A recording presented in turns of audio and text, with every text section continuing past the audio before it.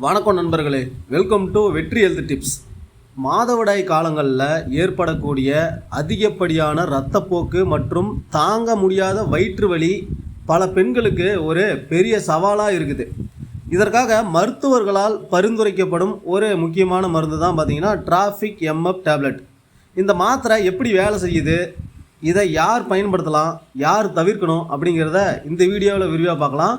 வீடியோவை ஸ்கிப் பண்ணாமல் கடைசி வரைக்கும் வாட்ச் பண்ணுங்கள். நம்ம சேனலில் இது வரைக்கும் சப்ஸ்கிரைப் பண்ணாமல் இருந்தீங்கன்னா சப்ஸ்கிரைப் பண்ணிடுங்க.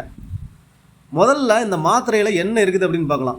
இதில் ட்ரெனக்சமிக் ஆசிட் மற்றும் மெஃபனமிக் ஆசிட் அப்படின்னு 2 மருந்துகள் இருக்குது. ட்ரெனக்சமிக் ஆசிட் அப்படிங்கிறது ரத்தம் உறைவதை துரிதப்படுத்தி அதிகப்படியான இரத்த இழப்பை தடுக்குது.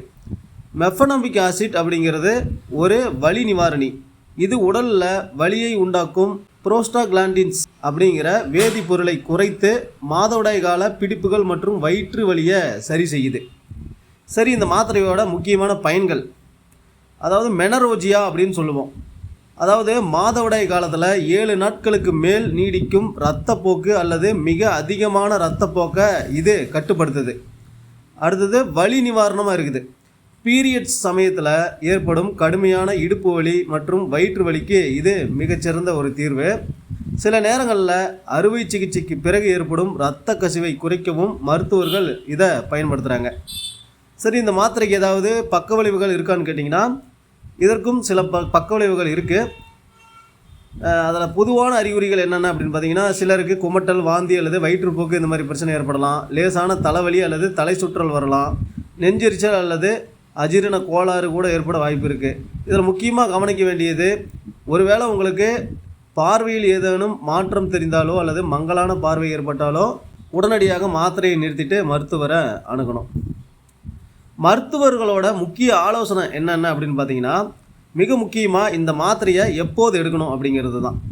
எப்போதுமே இந்த மாத்திரையை உணவு சாப்பிட்டதுக்கு அப்புறம் தான் எடுத்துக்கணும். வெறும் வயிற்றில் எடுத்துக்கக்கூடாது. வயிற்றுப்புண் ஏற்படும் அபாயம் இருக்குது. மருத்துவர் பரிந்துரைத்த நாட்களுக்கு மேல் இதை நீங்களாகவே தொடர்ந்து எடுத்துக்கக்கூடாது.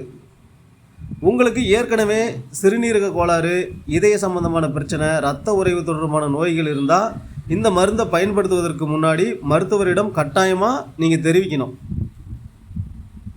பெண்களின் ஆரோக்கியம் மிக முக்கியமானது. சுய மருத்துவம் எப்போதுமே ஆபத்தானது. அதனால் உங்கள் உடலின் நிலையை அறிந்து மருத்துவரின் ஆலோசனைப்படி மருந்துகளை எடுத்துக்கங்க.